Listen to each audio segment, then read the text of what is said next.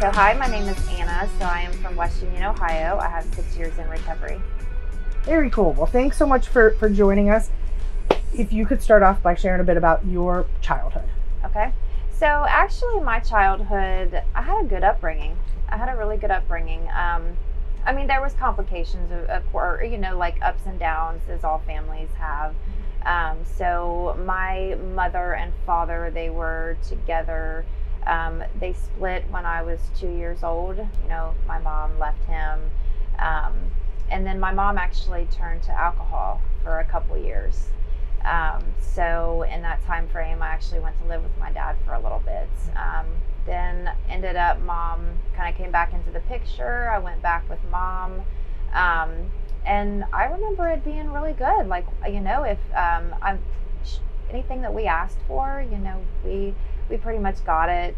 It's funny because I actually didn't have even my first drink of alcohol till I was 18. Okay. Yeah, so it was like I had already graduated. I actually met a boy. So my senior year, I met a boy. We actually were together for 17 years. But he was kind of the one that, he was smoking marijuana. He was drinking. He'd already been introduced to the party scene for some time. So I had my first drink of alcohol with him. I tested marijuana with him, and then it was pain medication first. So it was opiates. So and actually his was more marijuana. I kind of was the one that, I like these pain pills, and I thought it was the answer, because I did suffer from anxiety, and my mental health kind of drove my addiction. So I felt like, yes, this is the answer. Like I don't have to be shy no more. I can be social now. This is the answer to everything, Yeah.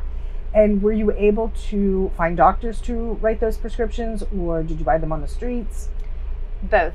Okay. Yes, so I would get crafty, I would go to the doctor, first. Actually, I had my wisdom teeth taken out, so I got pain medications for that, went back and, I'm still in pain, and got more. And, in that time it was common because they were writing pain medications left and right at that time. So it went from small pain medications all the way up to Oxycontin. Those were actually my drug of choice. And then of course the epidemic with the pain medications came along, and then it was kind of like, ooh, this ain't happening no more. So now we got to find something else. And of course, turned to heroin. There's a lot of stories I could go into, but the main struggle that I remember is waking up every day thinking I can't get through this day without something. And soon the withdrawals are gonna kick in. So it was getting up, it was trying to hustle to find money, begging family members and working for family members, and they, other boyfriends' family would work for them, or sometimes we would go on these jobs, just do it for a week or two, get that money. And, so it was, I did some things I'm not proud of, I took into a little bit of stealing, so that was pretty much how I was able to get what I needed. I did work here and there a few times, but it was mostly just trying to get up and hustle. It was like whenever I did, like, total night and day, like Jekyll and Hyde for me. When I was sober, I was sweet, very loving, caring, very shy, type person. But when I used, it was like, whoa, who is that? So, and it was fights, I would pick fights, so that is a typical day. And I lived with my mom for most of the time. Typical day fighting, just for no reason, pick fighting all day long. And I think the biggest impact of all was my child, my oldest child. I have 2 kids now, but at the time, my oldest child, he lived through all of it. I was 19 when I had him, and that's really when it took off for me. So, I actually asked him to describe what it was like for him. And active addiction with his mom, and he wrote something for me actually, and he explained how all he remembered was mom and dad fighting all the time. We would wake him up at nighttime, and physical. He said, I can remember physical fights of us. He also said that we would, and we were neglectful. He lived with my mom, so he was taken care of, but we were very neglectful, left all day, like I said, on the hunt all day. We'd come back and we'd be gone like months at a time, and thought that we could make it up to him, showering him in gifts. And so he really was impacted the most. One thing for just your mom was there to be able to provide that stability, but it's not the same as mom and dad. Yeah. What happened that you decided, I want to do something different? So I think it was at the time where I thought I wasn't court ordered, I wasn't made. I came to the realization on my own, many different, I did the treatment route, and then I tried on my own several times, and I might have lasted a couple months, and then it was, kind of like, probably because I didn't have money, so it was like, well, when I get a job, all this is going to be so much better. Things are going to be so much better. And as soon as I would get money in my hands, it was, back to the same old pattern. But in the end, it took me coming to the realization and finding out I was 4 months pregnant. I always, actually, the interesting thing is I always said it was going to take something drastic for me. Because I'd been through it all, court stuff, losing my freedom, and none of that did it. I couldn't do it for my family. I couldn't do it for my oldest child. I couldn't do it for the courts. What was going to take for me, Yeah. And so I think having that, finding out I was pregnant, I really realized, like, okay, this is another child you're bringing into this now. He's very innocent in all of this, and I think I was already ready. But you know how, like, you think you're ready, like you are ready, but you just can't make it, like you can't do it. And I think that was that final push for me. This is it. Yeah.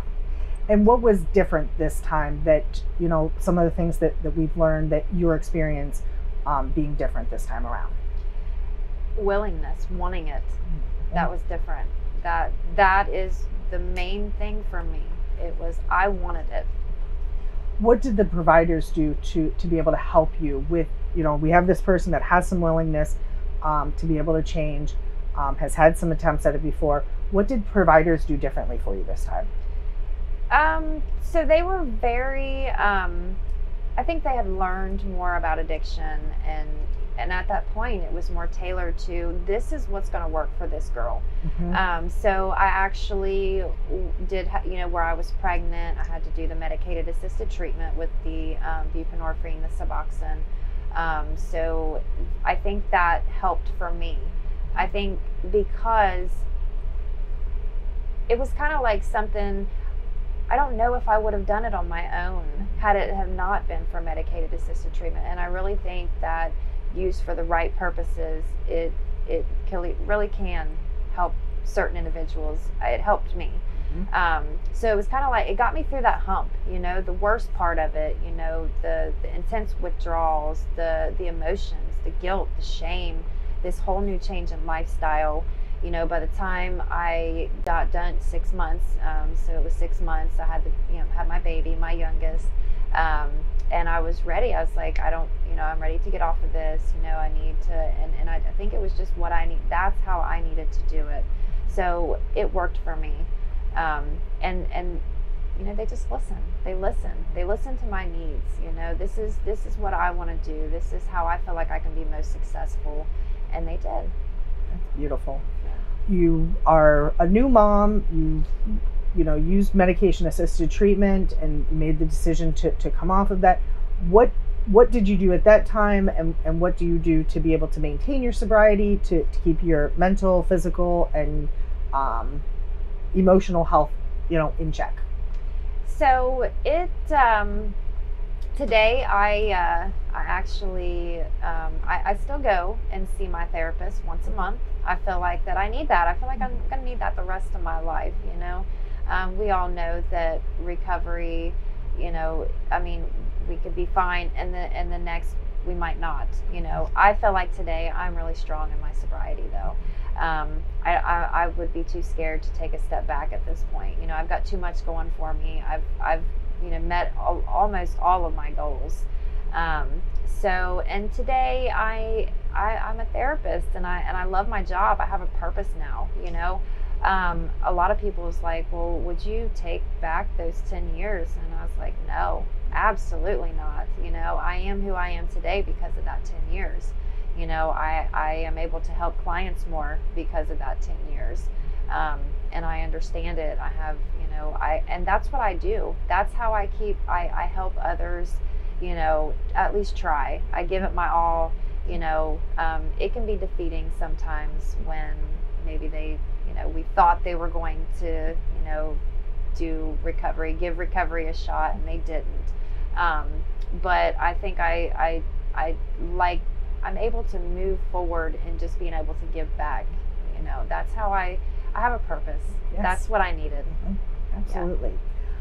So, you mentioned that you've met almost all of your goals. Can you talk through what some of your goals were and how you obtained them? Yes, absolutely. I was able to first start out getting my license. Well, probation first. Mm-hmm. I completed probation. Then I was like, okay, now I can get my license. I'm gonna, do what I got to do to get my license. Paid off my fines.